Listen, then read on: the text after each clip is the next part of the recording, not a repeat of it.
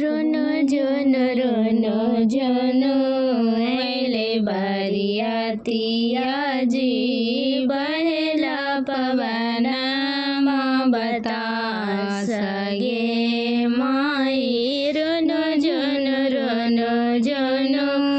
अहिले बरियातिया जी बहेला पवनमा बतास गे माई। अंगना बोलिए बोली भैया साहेब रो बखिया मोर बहनिया भेल बिरान गे माई। अंगना बोलिए बोली भैया साहेब रो बखिया जो मोर बहनिया भेल बिरान गे माई।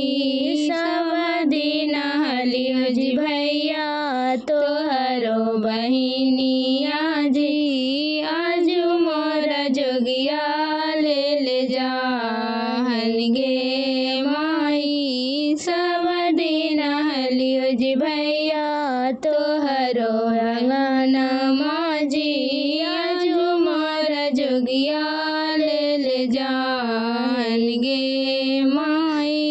कौने रंग डोलिया कौने रंग हरबाजी कौने रंग बाती सो कहार गे माई। कौने रंग डोलिया कौने रंग हरबाजी कौने रंग बाती सो कहार गे माई।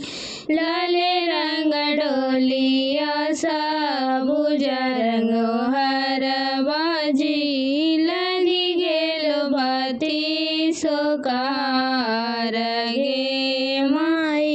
लाले रंग डोलिया सबुजे रंग हरबाजी लगी गेलो बाती सो कहार गे माई।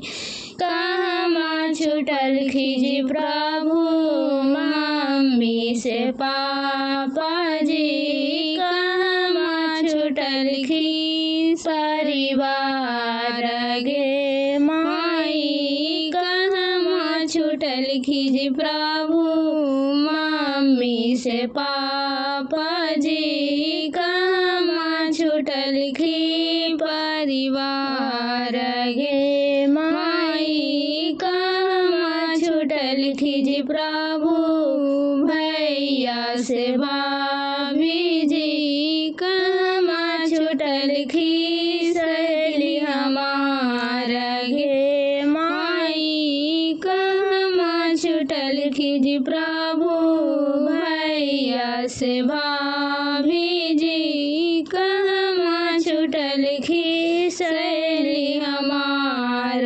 गे माई। नहीं रे छूटल खुजदानी मम्मी से पापा जी नहीं रे छूटल खू परिवार गे माई। नहीं रे छूटल खुजदानी